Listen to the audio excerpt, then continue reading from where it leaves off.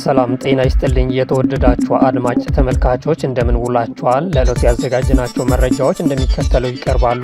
አብራችሁ እንድትቆዩ እየጋበዝን በቅድሚያ ዋና ዋናዎቹን ጠቅላይ ሚኒስትር አብይ አህመድ ወደ ኦሮሚያ ክልል ቄለም ወለጋ ዞን ደንቢዶሎ ከተማ አቀኑ። በክልሉ የተከናወኑ የልማት ስራዎች መጎብኘታቸውም ተገልጿል። የአፍሪካ ቀንድ የውጭ ኃይሎች የጦር ሜዳ መሆን የለበትም አሉ የቱርክዬ ፕሬዝዳንት ረሲፕ ጠይብ ኤርዶዋን።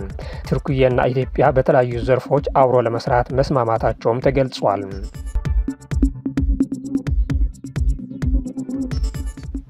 ኢራን ኒውክሌርን በተመለከተ በዋነኛ መርሆች ላይ ከአሜሪካ ጋር መግባባት ላይ መድረሷን አስታወቀች። በሌላ በኩል የኢራኑ ፕሬዝዳንት አያቶላህ ኻሜኒ የዓለም ሀያሉ ሰራዊት መልሶ እንዳይነሳ ሆኖ ሊመታ ይችላል ሲሉ አስጠነቀቁም። በጀርመን ሀገር የተፈጸመው የባንክ ዝርፊያ ዓለምን እያነጋገረ ነው። በጀርመን ባንክ በ4 ሰዓታት ውስጥ የ100 ሚሊዮን ዩሮ ዝርፊያ መፈጸሙ ተሰማም። በጀርመን ታሪክ ውስጥ ታይቶ የማይታወቅ የባንክ ዝርፊያ ተብሎ ተጠርቷል። የእነዚህና ሌሎች መረጃዎች ዝርዝር አሁን እናሰማቸዋለን። መልካም ቆይታም።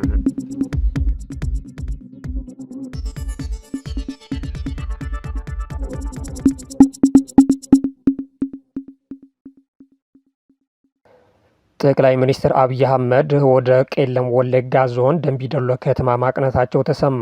ጠቅላይ ሚኒስትር አብይ አህመድ ኦሮሚያ ክልል ቄለም ወለጋ ዞን ደንቢዶሎ ከተማ በዛሬ ዕለት ገብቷል።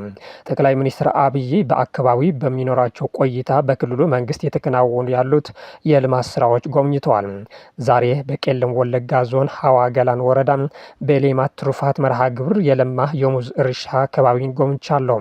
አርሶ አደሮች በፍጹም ጽናት፣ ቅንጅትና ትብብር አካባቢያቸውን የቀየረ ስራ በመመልከቴ ደስ ብሎኛል ብለዋል። ጠቅላይ ሚኒስትሩ የተመለከትነው የእርሻ ስራ የአካባቢ መሬትንና የውሃ ሀብትን በአግባቡ መጠቀም ከተቻለም ትርጉም ያለው ለውጥ ማምጣት እንደሚቻል ማሳያ ነው ያሉት ሲሆን ባህላዊ የመስኖ ዘዴዎችን በመጠቀምና በቅርብ ያለ ሀብትን በሚገባ ጥቅም ላይ በማዋል ማህበረሰቡ ውጤታማና ተስፋ ሰጪ የግብርና ማዕከል መፍጠር እንደሚቻል አስረድቷል። በተለይም የመንገድ መሰረተ ልማት የአርሶ አደሮችን ምርት በቀላሉ ወደ ገበያ ለማድረስ የፈጠረውን እድል መመልከት እጅግ የሚያበረታታ ነው ብለዋል። ይህ እድገት የልማት ጥረቶችን በአካባቢው ማህበረሰብ ፍላጎትና አቅም ጋር በቅርበት ሲናበቡ ሊገኝ የሚችለውን ውጤት በግልጽ የሚያሳይ ነው ማለታቸው የመንግስት ሚዲያዎች ዘግበዋል።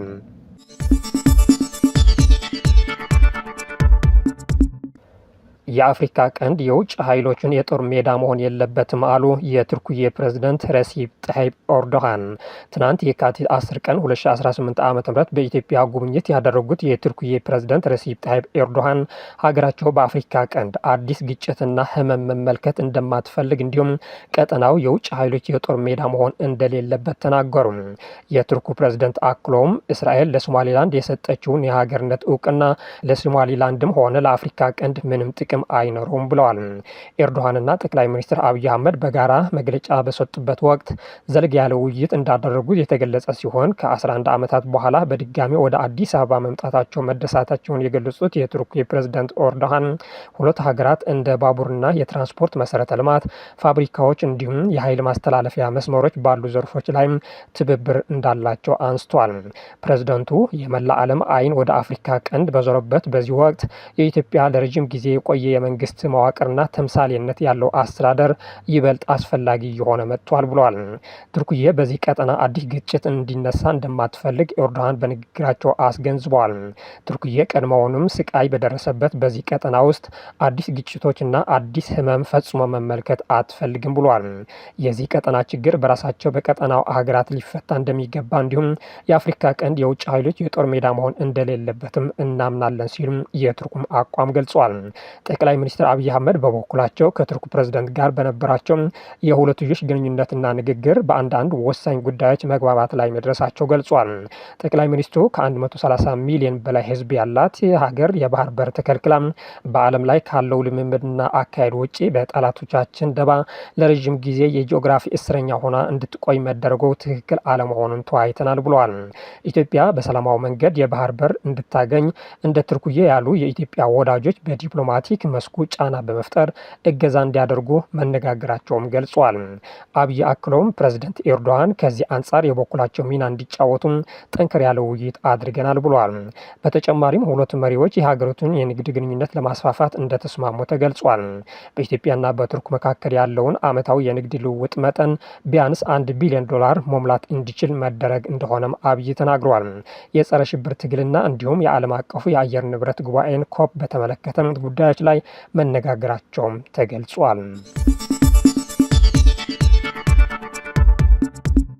የአሜሪካ ከፍተኛ ባለስልጣን የሁለትዮሽ ትብብርን ለማጠናከር ከኢትዮጵያ የውጭ ጉዳይ ሚኒስትር ጋር መወያየታቸው ተገለጸ። የአሜሪካ የውጭ ጉዳይ ሚኒስትር ከፍተኛ ባለስልጣን በዚህ ሳምንት ከኢትዮጵያ የውጭ ጉዳይ ሚኒስትር ጌዲዮን ጢሞቴዎስ ጋር ውይይት ማድረጋቸው የተገለጸ ሲሆን ይህም በሁለቱ ሀገራት መካከል ያለውን የሁለትዮሽ ግንኙነት ለማጠናከር የሚደረገውን ጥረት እንደሆነ ተመላክቷል። በአዲስ አበባ የሚገኘው የአሜሪካ ኤምባሲ ያወጣው መረጃ እንደሚያሳየው የቢሮው ከፍተኛ ባለስልጣን ኒክ ቼከር ሚኒስትሩን በአዲስ አበባ አግኝተው የኢኮኖሚ ትብብር የጸረ ሽብርተኝነትና የቀጠናው ሰላምና መረጋጋትን ጨምሮ የጋራ ጥቅም ያሏቸውን ዘርፎች ተወያይቷል። ኤምባሲው ሁለቱም ወገኖች አጋርነትን ማጠናከርና በጋራ ቅድሚያ በሚሰጣቸው ጉዳዮች ላይ ትብብርን ማስፋት አስፈላጊ መሆኑ አጽንኦት ሰጥቷል። በማህበራዊ ሚዲያ ላይ በወጣው ጽሑፍ ስብሰባው የኢኮኖሚ እድገትን፣ የደህንነት ተግዳሮችንና የቀጠናው መረጋጋትን በመፍታት የሁለትዮሽን ግንኙነቶችን ለማጠናከር ያለመ መሆኑን ተገልጿል።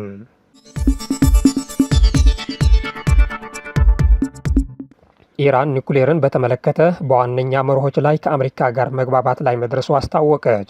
ሁለቱም ሀገሮች በጄኔቫ ቀጥተኛ ያልሆነ ውይይት ካደረጉ በኋላ የኢራን የውጭ ጉዳይ ሚኒስትር አባስ አራግቺ የኒኩሌር ዋነኛ መርሆችን በተመለከተ መግባባት ላይ ተደርሷል ብሏል። አሜሪካም ደግሞ በውይይቱ መሻሻል ታይቷል ስትል ገልጻለች። የአሸማጋይዋ ኦማን የውጭ ጉዳይ ሚኒስትር ባድር አልቡሳዲ የጋራ ግቦችን በመለየትና የቴክኒክ ጉዳዮችን በተመለከተ ድርድሩ ጥሩ መሻሻል ታይቶበታል ብሏል። አንድ የአሜሪካ ባለስልጣን መሻሻል ቢኖርም ብዙ የምንወያይባቸው ዝርዝር ነጥቦች አሉ።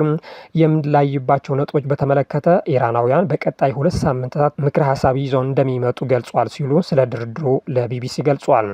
የአሜሪካ ምክትል ፕሬዝዳንት ጄዲ ቫንስ በበኩላቸው አንዳንድ ጉዳዮችን በተመለከተ ድርድሩ በጥሩ ሁኔታ ተካሂዷል፣ ፕሬዝዳንቱ ቀይ መስመር ብሎ ያስቀመጧቸውና ኢራናውያን ገና ያልተቀበሏቸው ነጥቦችም አሉ ሲሉ ከፎክስ ኒውስ ጋር ባደረጉት ቃለ ምልልስ ተናግረዋል።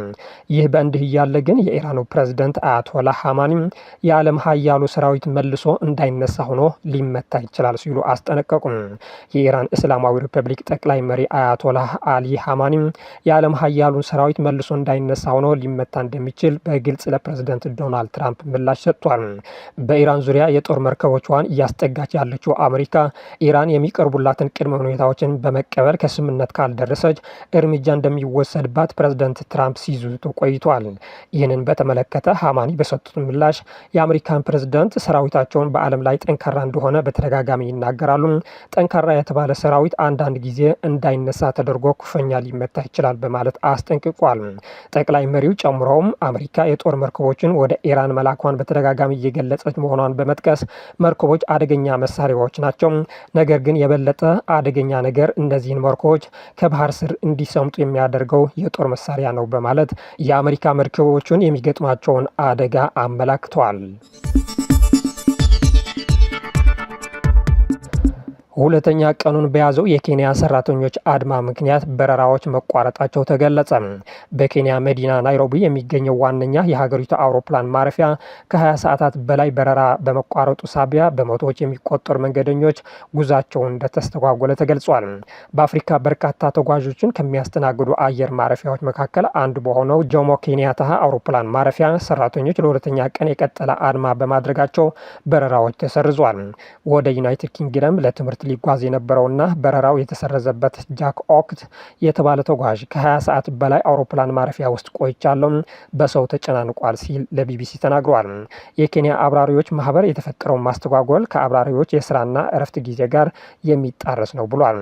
የስራ ማቆም አድማው ከበረራ ደህንነት ጥበቃ ጋር እንዳይጣረስ እንደሚሰጋም ማህበሩ አስታውቋል። የኬንያ አቪዬሽን ሰራተኞች ማህበር ከሳምንት በፊት የስራ ማቆም አድማ እንደሚኖር ማስጠንቀቂያ ሰጥቶ ነበር። የበረራ ሰራተኞቹ ክፍያቸውን እንዲሁም የስራ ሁኔታቸውን የማይሻሻል ከሆነም ስራ የማቆም አድማ እንደሚያደርጉ አስታውቋል። የማህበሩ ዋና ጸሐፊ ሞስኒ ዲማ ይሄ በቀላሉ የሚታይ አድማ ሳይሆን ሙሉ ኢንዱስትሪውን የሚመለከት ነው ሲሉ ለቢቢሲ ተናግረዋል።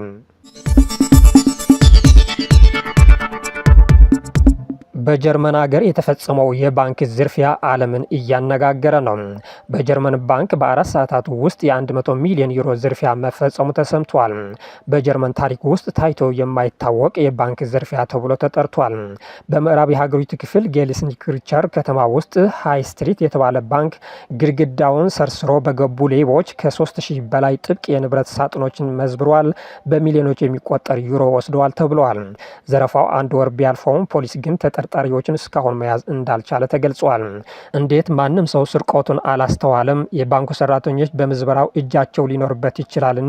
የባንኩ ግድግዳ ሲቦረበር ማንም ሳይሰማ የቀረው እንዴት ነው? ሌቦቹ ጥብቅ ቁሳቁስ የሚገኝባቸው ሳጥኖች የት እንዳሉ በትክክል ማወቅ የቻሉት በምን መንገድ ነው? የባንኩ የደህንነት ጥበቃስ የት ነበሩ? የሚሉ በርካታ ጥያቄዎች እስካሁን መልስ አላገኙም። መርማሪዎች እንደሚሉት ሌቦቹ የባንኩን ግድግዳ በርብረው የገቡት ከባንኩ አጠገብ በሚገኘው የመኪና ማቆሚያ በኩል ሊሆን ይችላል። በተደራራቢ ህንፃዎች ላይ ከሚገኘው የመኪና ማቆሚያ በኩል የባንኩን ግድግዳ መሰርሰር እንደቻሉ መላምት ያስቀመጡት መርማሪዎቹ ሌቦቹ በመኪና ማቆሚያውን በኩል የሚገኝ በርን አልፎ እንደገቡም ይገምታሉ። ዝርፊያው የተፈጸመው በታህሳስ ወር አጋማሽ ላይ በሚገኙ ቀናት ውስጥ እንደሚሆን የተገመተ ሲሆን ታህሳስ 27 የከተማው የእሳት አደጋ መከላከያ ተቋም እንዲሁም በግል የደህንነት ጥበቃ የሚሰጥ ድርጅት ጥቆማ ደርሷቸው እንደነበረ ተረጋግጧል። የደረሳቸው ጥቆማ ባንኩ ውስጥ እሳት እንደተነሳ የሚጠቁም ነው። ይህም በሌቦቹ እንቅስቃሴ ምክንያት ሊሆን እንደሚችል መርማሪዎቹ ገልጿል። ያም ሆነ ይህ ግን በጀርመን ሀገር የተፈጸመው የባንክ ዝርፊያ ከዚህ በፊት ታይቶ የማይታወቅና የተራቀቀ ተብሏል።